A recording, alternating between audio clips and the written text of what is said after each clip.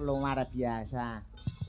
Wilujeng dalu, selamat malam, good night Mas Gareng. Wilujeng dalu, selamat malam, good night Mas Akbar. Alhamdulillah atas berkat rahmat Tuhan kita diperketemukan kembali ono ing Desa Kewagian. Kewagian nderekipun Kecamatan Loceret. Ya. Nganjuk Jawa Timur.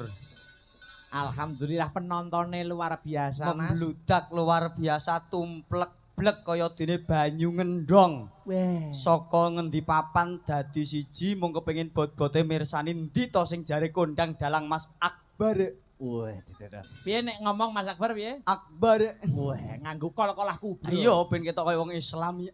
Iya. Ning estu luar biasa. Iya. Alhamdulillah. Wilujeng dalu, Ibu. Heeh. Sami sehat nggih? Sehat, alhamdulillah. Kula ora patek kok, Bu. Lho.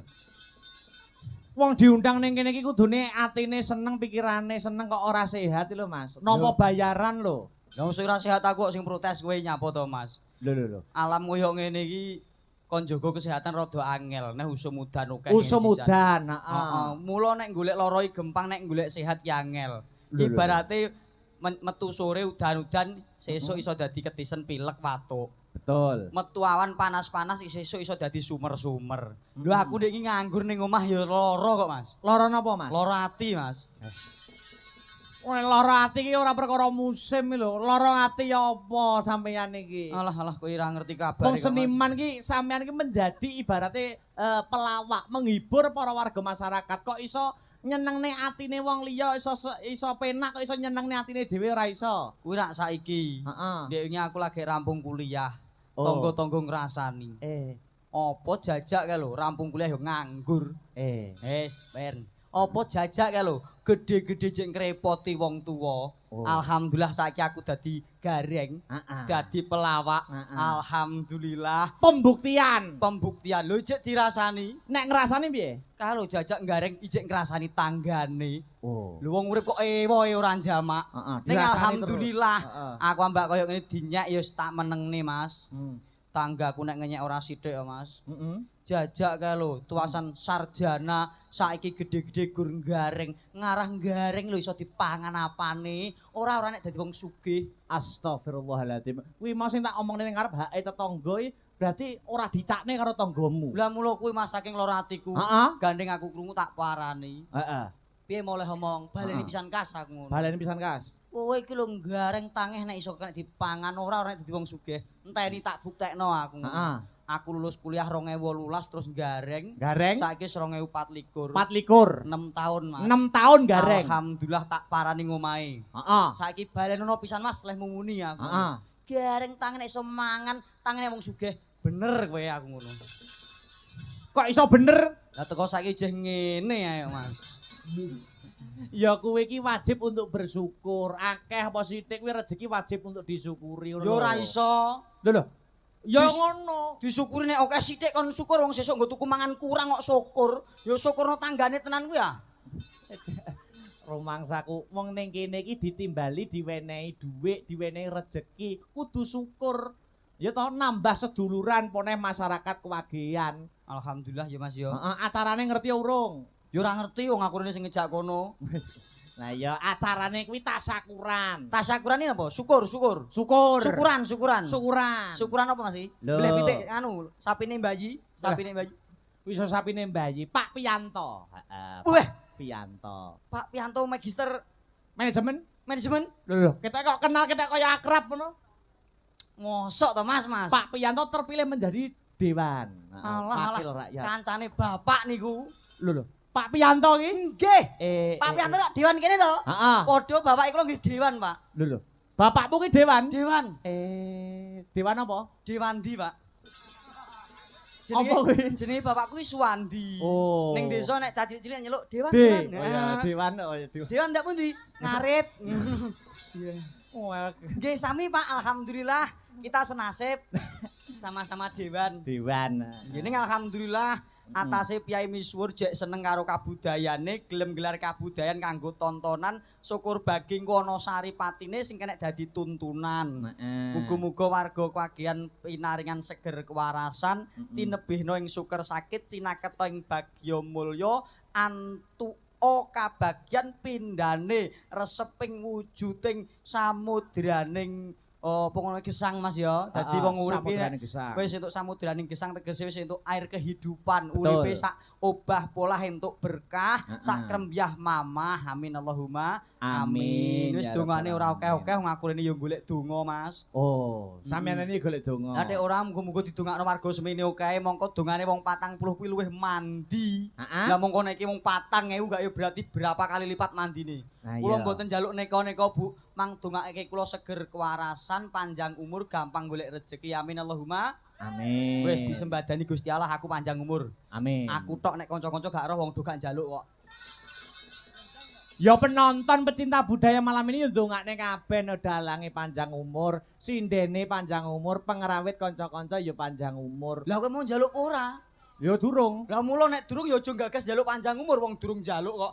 Aku wis genah wis njaluk kok Mas. Ya otomatis ngono kuwi otomatis awake dhewe iso menghibur, nek wis menghibur gawe seneng atine wong liya mesti didongakne. Urung karuan. Lho. Kuwi ra nek sing seneng, nek kene gak seneng. Oh. Wong nonton wayang iki titikane gampang, Mas. Gampange piye? Angger mirsani wayang kok linggih jenjem anteng madhep mengarep karo guyang-guyu gila-gila berarti seneng. Oh. Nek ora seneng sepele, Mas. Sepele. Mau-maune lungguh kok ora seneng ngadeg nyet mulih karo glendeh-glendeh rasan-rasan. Heeh. Diapure ngono ditanggap. Kuwi nek ora seneng. Nek ora seneng. Gandeng piyaine seneng alhamdulillah semene oke do lungguh kabeh. Sebab apa kok lungguh? Lho, ya menikmati wayang. Ora iso. Ben ora keju sikile. Ora iso. Lho penyebabnya apa penonton wayang kok lungguh? Lah ora nek kursine yo deprok to, Mas. Aja nek kursine yo lungguh kursi to, iki ngawur. Ya ngene iki malah merakyat kok. Leres malah dadi akrab, dadi akur. Iki beda agama, beda pilihan, beda suku, beda bangsa bebasane nglumpuk dadi siji nyatane dadi guyub rukun. Tumun tanggapan apa sing paling guyub rukun nek gak gur nonton wayang. Betul. Paling nek nuwun sewu sing hura-hura ngono kae do joget do malah nyenggol kancane dadi bengkerengan dadi padon nek ngene iki anteng ayem tejem lho.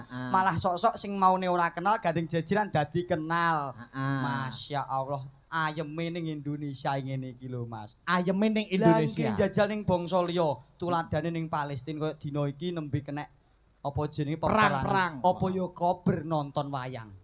Ning kono mula ora ana wayangan ya Mas. Ora ana Mas, nek perang malah bendina. Oh. Ah sing perang tenanan wonge tenanan. Lho lah nek kene gak tenanan to kamu? Ya perange wayang. Lho gak tenanan. Lho, ya perange wayang ning tenanan sing perang wayange. Lah ngono kuwi digenahno. Mas tuh nek tenanan ya kono tenanan, nek gak tenanan kan tak genahke karo Pak Supianto. Pak, le nyambut damel gak tenanan, le bayar yo gak sah tenanan, aku ngono misil. Sik to. Perange iki tenanan. Lho, ning sing perang wayang ora wong, ngono lho. Oh ngono dadi Heeh. Menggambarkan nek kuwi perang. Menggambarkan perang. Dadi ora tenanan perange. Oh, lah kowe berarti warah-warah wong kene mbok kon perang. Lho.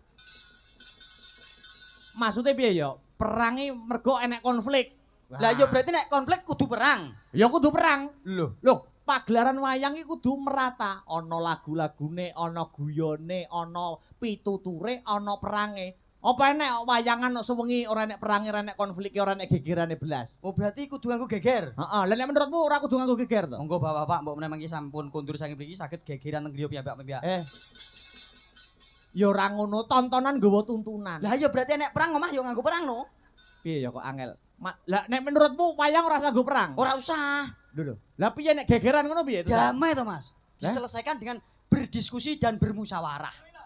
Lah ngene. Ya kowe. Iso ora wayangan sing tanpa perang. Ben masyarakat ki nonton, oh nek ngono perang gak apik.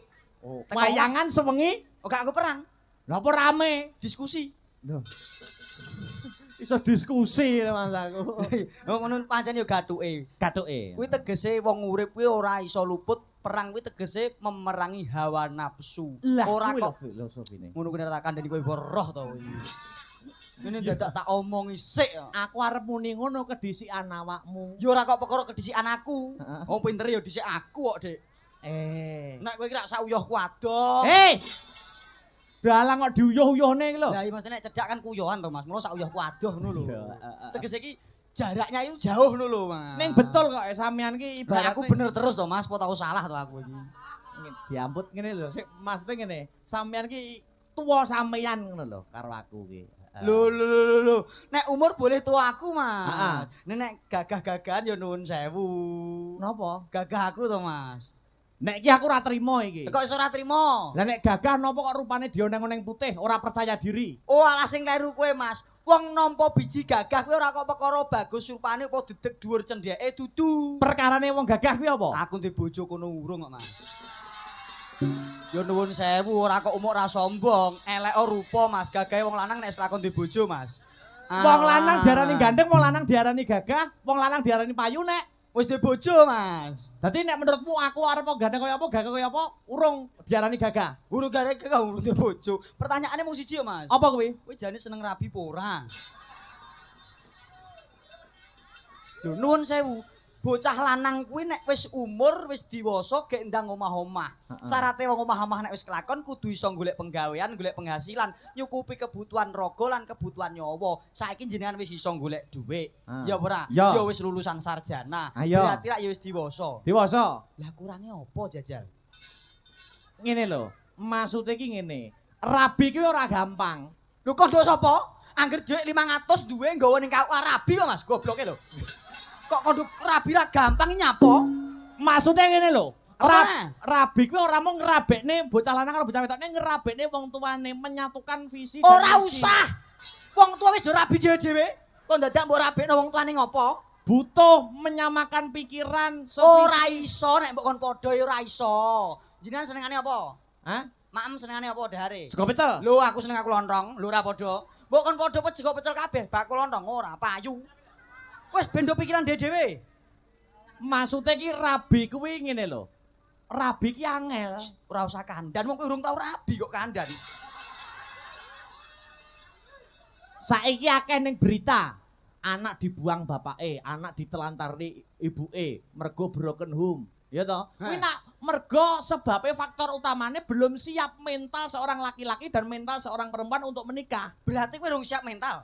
Durung no, makanya perlu menyiapkan mental, mematangkan pikiran dan hati. Oh, gek cah iki gak ndek mental gek. Oh, maksudnya piye?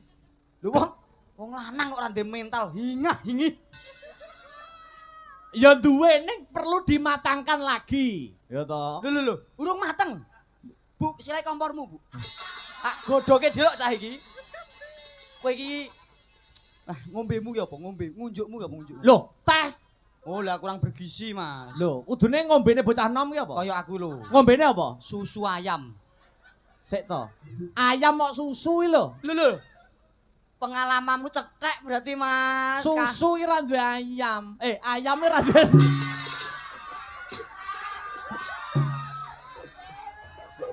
Oh alah, ngene lho Mas. Saiki wadimu mulai kecandak. Wis ora duwe mental, pikirane cetek. Ngono kok. Ayame ora duwe susu. Oh alah. Sing duwe susu ki sapi, kambing. Ngono. Oh alah, lek ka lho. Ya lho, enek tulisane gedhe lho. Mie ayam lho duwe mie. Mie ayam. Berarti aku mau bar ngombe susu ayam ka lho, mie ayam. Ngene ya. Kayak ngene kok ngelokne IQ ku ndek. Kamu itu yang kurang bisa memahami kata-kata mie ayam. Iki maksudnya ki ombenane pite. Alah. Kalau tulisannya mie ayam. Berarti ayamin gue mie. Mie ayam toh.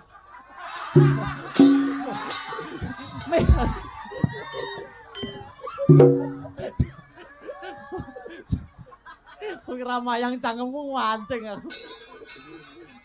Mie ayam ki makanan. Oh, kok iso mie ayam? Kae lho tulisane mie ayam.